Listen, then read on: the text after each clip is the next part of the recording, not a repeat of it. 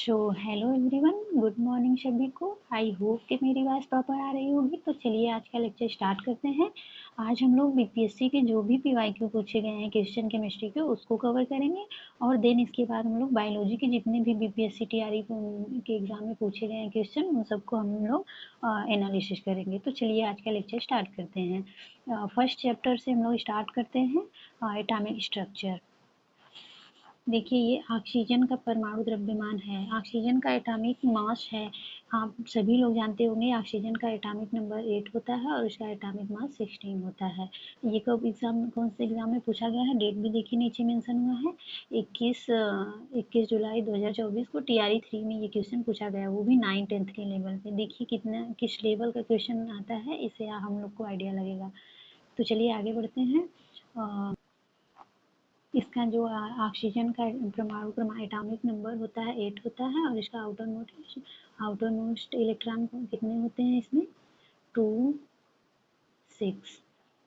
6 इसमें outer most electron होते हैं। और ये आधुनिक आवर्त सारणी में 16वें ग्रुप कितने 16वें समूह का है और 4th आवर्त का पहला सदस्य है।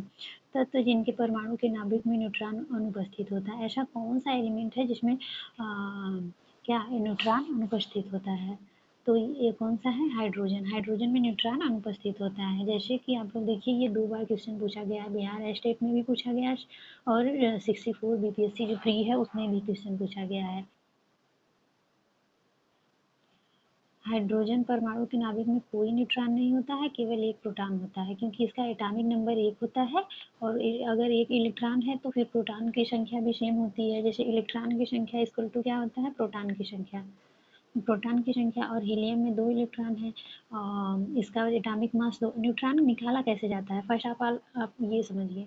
न्यूट्रॉन की संख्या निकालने के लिए एटॉमिक मास माइनस प्रोटॉन की संख्या, तो एटॉमिक मास कितना है, 4 है। प्रोटॉन की संख्या या इलेक्ट्रॉन की संख्या कितनी है, 2 है। तो इसमें से जब atomic mass minus atomic proton करेंगे तो उसके बाद न्यूट्रॉन की संख्या निकलती है, तो 2 होगी। और इसी प्रकार न्यूट्रॉन का देख लेते हैं। न्यूट्रॉन में भी देखिए 7 इलेक्ट्रॉन होते हैं, इसमें भी न्यूट्रॉन की संख्या भी 7 होगी। और बोरान में भी वही है सेम। जैसे बोरान का एटॉमिक मास हो गया 10 एंड उसका क्या, प्रोटॉन की संख्या कितना हो गया, 5। तो 10 में से 5 माइनस करेंगे तो न्यूट्रॉन की संख्या कितनी हो जाएगी, 5। अब नेक्स्ट है क्वेश्चन, सल्फर की परमाणुकता कितनी है, एटॉमिसिटी पूछा है। सल्फर की एटॉमिसिटी कितनी होती है, ये क्वेश्चन मैक्सिमम एग्जाम में भी पूछा गया है। अभी पिछली बार रीट के एग्जाम में भी ये क्वेश्चन पूछा गया था कि सल्फर की परमाणुकता कितनी है, तो सल्फर की परमाणुकता 8 होती है। मतलब ये मल्टी बहुपरमाणुक है। नेक्स्ट है, किस उपपरमाण्विक कण का द्रव्यमान नहीं होता है। कौन सा एक उपपरमाण्विक कण है जिसका द्रव्यमान नहीं होता है, तो कौन सा है, फिफ्थ में से कोई नहीं। जैसे इलेक्ट्रॉन का क्या है, कितना है atomic mass, 9.1 into 10⁻31 kilogram. And proton का एटॉमिक मास कितना है, 1 पॉइंट द्रव्यमान, सॉरी एटॉमिक मास में बोलिए, द्रव्यमान इसका कितना है, तो 1.672 इंटू 10⁻27 किग्रा है। एंड न्यूट्रॉन का है 1.675 इंटू 10⁻। प्रोटॉन और न्यूट्रॉन का क्या है, बस थोड़ा सा डिफरेंस, इसमें 2 है इसमें 5 है एंड सेम ही है, तो इसका द्रव्यमान लगभग सेम है। और ये क्वेश्चन पूछा गया है कई बार एग्जाम में, तो इसको आप ध्यान दीजिएगा। इलेक्ट्रॉन का द्रव्यमान हाइड्रोजन के एक परमाणु के द्रव्यमान का 1/1840वां हिस्सा है। निम्नलिखित में से कौन सा इलेक्ट्रॉन के सही इलेक्ट्रॉनिक विन्यास को दर्शाता है, सॉरी नाइट्रोजन के सही इलेक्ट्रॉनिक विन्यास को दर्शाता है। तो नाइट्रोजन का इलेक्ट्रॉनिक विन्यास एटॉमिक नंबर कितना होता है, 7। तो इसका इलेक्ट्रॉनिक विन्यास क्या हो जाएगा, 2 5। तो ऑप्शन सी। इसका अगर इलेक्ट्रॉनिक कॉन्फ़िगरेशन निकालना रहेगा तो जैसे 1s2, अबाव का रूल आप लोग को याद ही होगा, 1s2 2s2 2p 2p कितना होगा जाएगा 3, 2 2 4 7 हो गया ना। तो ऐसे इलेक्ट्रॉनिक विन्यास निकाला जाता है। आई होप कि आप लोग को ये सब पता होगा, अबाव रूल के अकॉर्डिंग कैसे कक्षक में इलेक्ट्रॉन भरे जाते हैं। न्यूट्रॉन का द्रव्यमान कितना होता है, लगभग अभी हम लोग ऊपर देखें, न्यूट्रॉन का द्रव्यमान प्रोटॉन के लगभग बराबर होता है। 1.672 इंटू 10⁻27 होता है न्यूट्रॉन का द्रव्यमान। नेक्स्ट क्वेश्चन हम लोग देखते हैं आइसोटोप की विशेषता कौन सी है इसमें। देखिए आइसोटोप क्या होता है, जिसमें एटॉमिक नंबर सेम होता है बट एटॉमिक मास क्या होता है, डिफरेंट होता है। एंड रासायनिक समान रासायनिक लेकिन जिसका केमिकल स्ट्रक्चर सेम होता है लेकिन फिजिकल स्ट्रक्चर भिन्न होता है, ये क्या कहलाते हैं, आइसोटोप। आइसोबार क्या होता है, आइसोबार का जोड़ा इसमें कौन सा है। आइसोबार का मतलब फर्स्ट ऑफ ऑल आप लोग देख लीजिए, जिसमें एटॉमिक नंबर डिफरेंट होता है बट एटॉमिक मास क्या होता है, सेम होता है। तो देखिए कौन सा है जिसका एटॉमिक मास क्या है, एटॉमिक नंबर डिफरेंट है। देखिए पोटेशियम का 19 और इसका एटॉमिक मास क्या है, सेम है लेकिन एटॉमिक नंबर इसका 19 है इसका 20 है, तो ये क्या है, आइसोबार है। और आइसोटोप क्या होते हैं, जिसमें एटॉमिक नंबर सेम रहे लेकिन एटॉमिक मास डिफरेंट रहे, तो क्या होंगे, आइसोटोप्स। ये आइसोटोप्स हैं, ये आइसोबार हैं। आई होप कि आपको ये समझ में आया होगा और आप देख रहे हैं सभी क्वेश्चन किसी न किसी एग्जाम में पूछे गए हैं। देखिए टीआरई 3 में पूछा गया है, बीपीएससी 9 to 10 वाले में। ये सब अभी रिसेंट के क्वेश्चन, और हमें जो पीवाईक्यू है उसको एकदम डीपली एनालिसिस करना है कि कहाँ से क्वेश्चन बन रहा है, कैसे आ रहा है। अगला क्वेश्चन है निम्नतम अवस्था में हाइड्रोजन परमाणु की कक्षा में एक इलेक्ट्रॉन की चाल कितनी होती है। तो हाइड्रोजन परमाणु की कक्षा में इलेक्ट्रॉन की चाल होती है, कैसे होती है, C/137। निम्नतम अवस्था में हाइड्रोजन परमाणु की कक्षा में एक इलेक्ट्रॉन की चाल C/137 होती है, जबकि इलेक्ट्रॉन का द्रव्यमान हाइड्रोजन के परमाणु के द्रव्यमान का लगभग 1/18 हिस्सा होता है। और ना परमाणु का नाभिक धनात्मक आवेशित होता है। जो परमाणु का नाभिक है वो क्या, इलेक्ट्रोपॉजिटिव होता है, उसमें पॉजिटिव आवेश होता है। किसके कारण, इसके चारों ओर इलेक्ट्रॉन की उपस्थिति के कारण, न्यूट्रॉन की उपस्थिति के कारण, प्रोटॉन की उपस्थिति के कारण, या उपयुक्त में से एक से अधिक। तो इसका जवाब आप लोग बताइए। तो इसका आंसर है प्रोटॉन की संख्या। जो प्रोटॉन की संख्या है वो नाभिक में पॉजिटिव होती है, धन आवेशित होती है, और जो न्यूट्रॉन होता है वो न्यूट्रल होता है। और इलेक्ट्रॉन का आप लोग जानते हैं कि इलेक्ट्रोपॉजिटिव होता है, नेगेटिव चार्ज होता है इलेक्ट्रॉन पर। तो इसका क्या आंसर हो जाए, प्रोटॉनों की उपस्थिति के कारण जो है नाभिक क्या होता है, पॉजिटिव होता है, न्यूक्लियस धनात्मक होता है। नेक्स्ट क्वेश्चन है, किसने बताया कि परमाणु का अधिकांश भाग खाली होता है। तो किसने बताया था, रदरफोर्ड ने। रदरफोर्ड ने जब गोल्ड फाइल से प्रयोग किया था, गोल्ड पतली झिल्ली का प्रयोग किया था, तो सोने की पतली पन्नी पर अल्फा किरणों की जब बमबारी किया था उसने, तो कुछ जो रेज थी वो सीधे डायरेक्ट विक्षेपित हो गई थी और कुछ रिटर्न हो गई थी। तो जो सीधे विक्षेपित होकर निकल गई थी, इससे क्या साबित होता है कि न्यूक्लियस का अधिकांश भाग तो खाली रहता है, और जो धनात्मक आवेश है वो कहाँ रहता है, परमाणु के केंद्र में रहता है, जिसे नाभिक कहा जाता है। तो ये क्वेश्चन देखिए पूछा गया है स्टेट के एग्जाम में। परमाणु के नाभिक में उपस्थित होते हैं, परमाणु के नाभिक में कौन कौन से उपस्थित होते हैं, प्रोटॉन और न्यूट्रॉन दोनों उपस्थित है। प्रोटॉन पॉजिटिव होता है, जो न्यूट्रॉन होता है वो न्यूट्रल होता है। और इलेक्ट्रॉन जो है नाभिक के चारों तरफ, प्रोटॉन प्लस न्यूट्रॉन नाभिक में रहते हैं और इलेक्ट्रॉन इसके चारों तरफ चक्कर लगाते हैं। आई होप कि आपको समझ में आ रहा हो। देखिए ये सब एनसीईआरटी के ही क्वेश्चन है, बेसिक बेसिक, जो कि हम लोग ध्यान नहीं देते। प्रोटॉन की खोज किसने की थी, सोचिए इस लेवल का क्वेश्चन ये स्टेट में पूछा गया है 9th 10th के। बस आपको थोड़ा सा हार्डवर्क करना है और आप अपनी मंजिल तक पहुंच जाएंगे। तो आपको बस ध्यान देना है। हम लोग क्या है कि बड़े बड़े फैक्ट के चक्कर में चले जाते हैं, हम लोग को बस एनसीईआरटी बेस्ड ही स्टडी करना है। इस क्वेश्चन के माध्यम से हमें ये एनालिसिस करना है कि एक्चुअली क्वेश्चन आ कहाँ से रहे हैं। तो देखिए प्रोटॉन की खोज किसने की थी, ये इतना सिंपल क्वेश्चन है, सभी को पता है, रदरफोर्ड। और कैसे की थी, 1911 में अल्फा कण का प्रयोग करके साबित किया गया कि किया था कि हाइड्रोजन परमाणु नाभिक ही है, जो हाइड्रोजन का परमाणु नाभिक प्रोटॉन है। नेक्स्ट क्वेश्चन देखते हैं, परमाणु विद्युत उदासीन होता है, जो एटॉमिक होता है वो विद्युत का उदासीन होता है। कुल इलेक्ट्रॉन कुल प्रोटॉन के बराबर होते हैं, ये तो सभी लोग जानते हैं, इलेक्ट्रॉन की संख्या बराबर प्रोटॉन की संख्या। न्यूट्रॉन की संख्या बराबर क्या हो जाता है, एटॉमिक मास माइनस प्रोटॉन की संख्या। तो इसमें पूछा है परमाणु विद्युत उदासीन होता है, क्योंकि क्योंकि इलेक्ट्रॉन की संख्या प्रोटॉन की संख्या के बराबर होती है, और जो कि आवेश बराबर होकर आपस में संतुलित हो जाते हैं, इसलिए मूल परमाणु विद्युत न्यूट्रल होता है। कैथोड किरणें होती है, कैथोड किरणें कैसी होती है, पॉजिटिव होती है या नेगेटिव या न्यूट्रल होती है, बताइए आप लोग।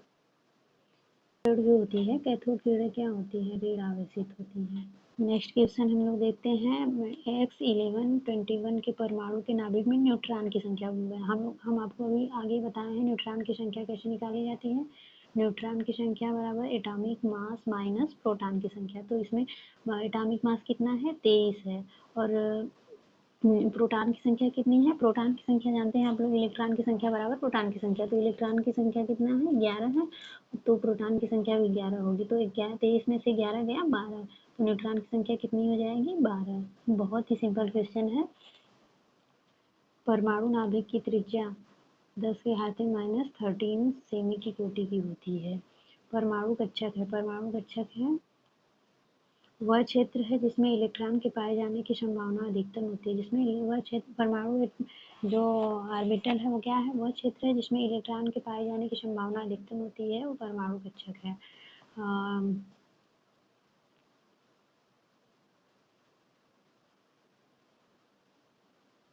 अभी हम लोग नेक्स्ट देखे थे कि किसी तत्व की एटॉमिक नंबर जो होता है किसी तत्व का किसके बराबर होता है, इलेक्ट्रॉन की संख्या, प्रोटॉन की संख्या।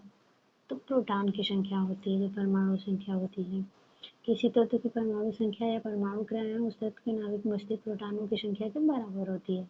अभी हम लोग देखे थे इसको। नाइट्रोजन परमाणु में 3 अयुग्मित इलेक्ट्रॉनों की उपस्थिति का प्रयोग किसके द्वारा समझाया जा सकता है। ये तो हम लोग पढ़े।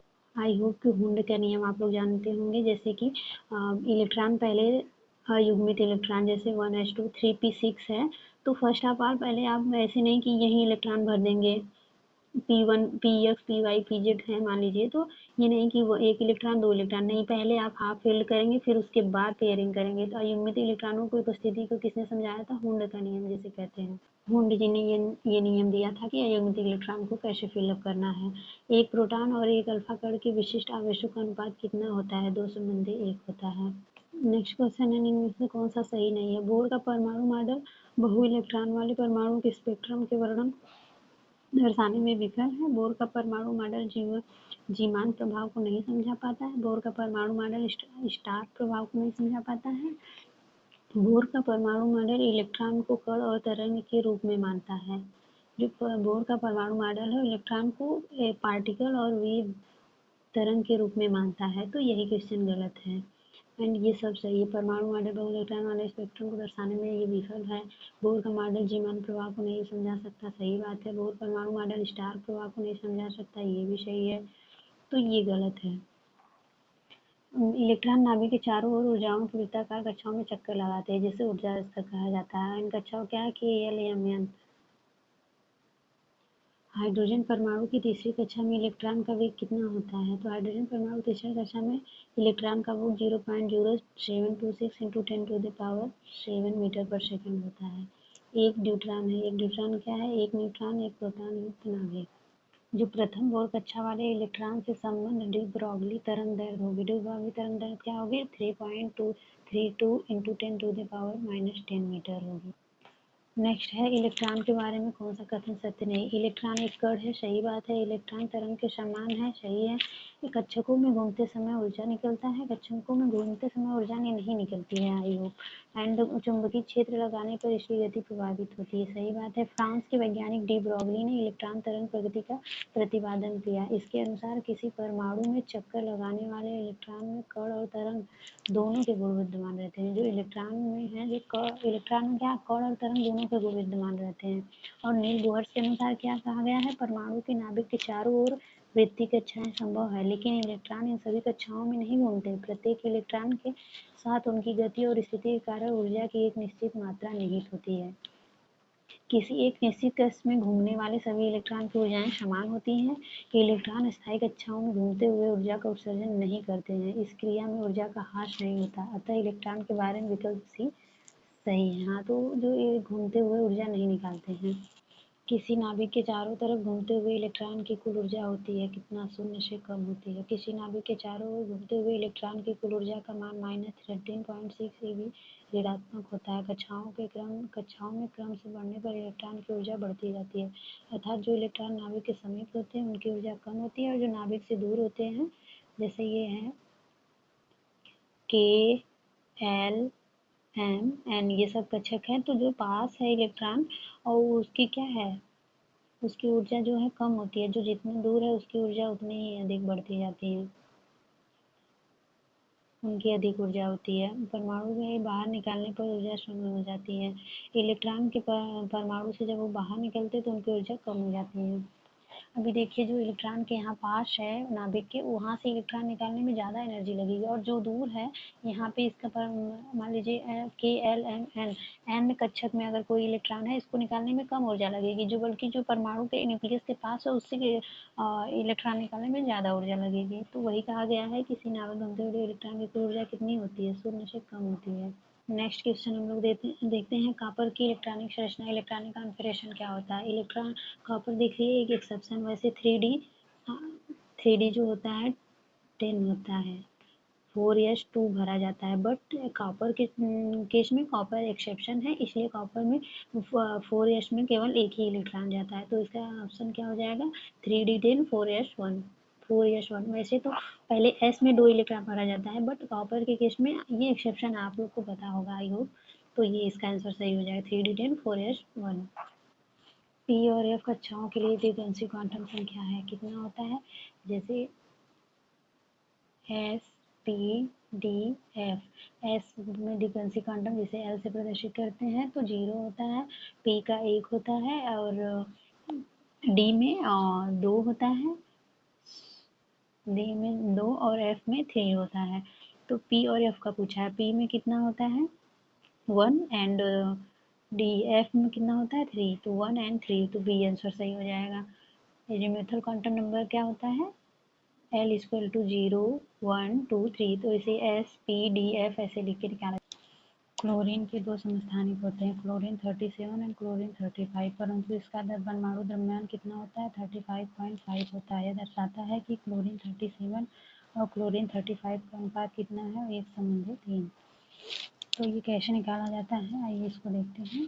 नेक्स्ट क्वेश्चन है, नियान, सोडियम, फ्लोरीन और मैग्नीशियम के बारे में कौन सा एक सही नहीं है।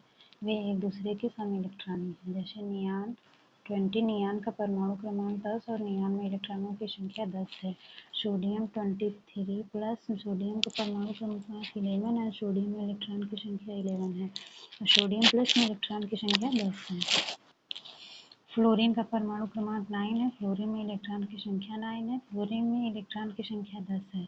मैग्नीशियम 2 प्लस, मैग्नीशियम का परमाणु क्रमांक 12, मैग्नीशियम में इलेक्ट्रॉन की संख्या 12 एंड मैग्नीशियम +2 में +2 है तो मतलब 2 माइनस हो जाएगा, 10 है। तो ये सब क्या है, सम इलेक्ट्रॉनिक है, आइसो इलेक्ट्रॉनिक एक दूसरे के हैं, जिसमें क्या है प्रोटॉन भी समान है और इलेक्ट्रॉन की संख्या भी समान है, लेकिन प्रोटॉन की संख्या भिन्न भिन्न है बट इलेक्ट्रॉन सेम है सब में। निम्नलिखित में से किस कण पर शून्य आवेश होता है, तो न्यूट्रॉनों पर क्या होता है, शून्य आवेश होता है। इसकी खोज किसने की थी, पाउली ने 1930 में की थी। जबकि इलेक्ट्रॉन ऋण आवेशित होता है, प्रोटॉन धन आवेशित होता है। इलेक्ट्रॉन, प्रोटॉन तथा न्यूट्रॉन स्थायी मूल कण है। अल्फा कण एक धन आवेशित कण है, जबकि इलेक्ट्रॉन का प्रतिकण पैजेस्ट्रॉन और एंटी इलेक्ट्रॉन होते हैं।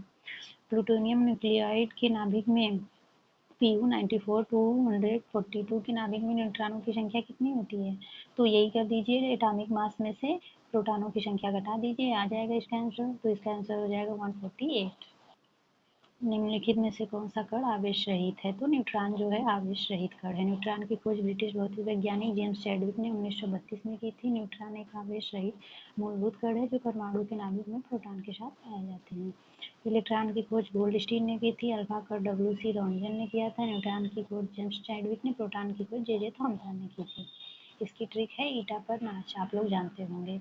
ईटा पर नाच मतलब इलेक्ट्रॉन की खोज थॉमसन ने की थी, पर मतलब प्रोटॉन की खोज रदरफोर्ड ने की थी, नाच मतलब नाइट्रोजन की खोज चैडविक ने की थी। आई होप कि आपको यहाँ तक समझ में आया होगा। एक तत्व में इलेक्ट्रॉनों और न्यूट्रॉनों की संख्या 18 और 20 है, तो इस तत्व की द्रव्यमान संख्या कितनी होगी। अगर इसमें क्या है, न्यूट्रॉन और इलेक्ट्रॉन 18 प्लस 20 है, तो इलेक्ट्रॉन की संख्या प्लस न्यूट्रॉन की संख्या बराबर द्रव्यमान संख्या होती है। तो इसका क्या हो जाएगा, 38 हो जाएगा। नाभिक के आकार की कोटि कितनी होती है, नाभिक के आकार की कोटि 1 × 10⁻⁻15 मीटर होती है। देखिए ये बहुत ही इंपॉर्टेंट क्वेश्चन है, 2 बार यूपी पीसीएस जीएस में पूछा गया था, छत्तीसगढ़ पीसीएस में पूछा गया। ऐसे परमाणु जिसमें प्रोटॉनों की संख्या तो समान होती है परंतु न्यूट्रॉनों की संख्या भिन्न भिन्न होती है, उसे क्या कहते हैं, समस्थानिक। बहुत ही इजी क्वेश्चन। हाइड्रोजन के समस्थानिक 1H1, 1H2, 1H3। Hydrogen protium, deuterium, tritium. Protium, deuterium, tritium समभारिक उन्हें कहा जाता है जिनमें क्या हो, परमाणु भार समान हो लेकिन परमाणु क्रमांक भिन्न भिन्न हो। आइसोबार, आइसोबार क्या होता है जिसमें क्या हो, परमाणु एटॉमिक मास सेम हो बट एटॉमिक नंबर डिफरेंट हो, तो क्या होता है आइसोबार। आइसो आइसोमर क्या होते हैं जिसमें फिजिकल स्ट्रक्चर सेम होता है लेकिन जिसमें फिजिकल स्ट्रक्चर डिफरेंट हो एंड केमिकल फार्मूला सेम हो, तो क्या होते हैं आइसोबार होते हैं। आइसोन्यूट्रॉन क्या होते हैं जिसमें न्यूट्रॉनों की संख्या सेम हो एंड प्रोटॉनों की संख्या भिन्न हो, जैसे सेम प्रोटॉन हो और न्यूट्रॉन की संख्या डिफरेंट हो, वो आइसोन्यूट्रॉन होते हैं।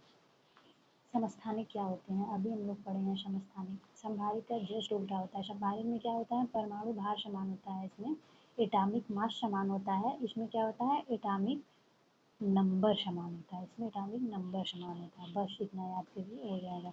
जिसमें एटॉमिक नंबर समान हो लेकिन परमाणु भार भिन्न भिन्न हो, संभारित समस्थानिक कहलाते हैं। नेक्स्ट है रासायनिक तत्व के अणु के संदर्भ में चुंबकीय क्वांटम संख्या का संबंध है। चुंबकीय क्वांटम संख्या का संबंध अभिविन्यास से है। परमाणु के कक्ष में कक्ष को भरने का क्रम नियंत्रित होता है। आप बाउ के सिद्धांत द्वारा। निम्नलिखित में से कौन एक अणु अपरमाणुक कण नहीं है? न्यूट्रॉन। न्यूट्रॉन जो है अपरमाणुक कण नहीं है। न्यूट्रॉन की खोज किसने की थी? चैडविक ने की।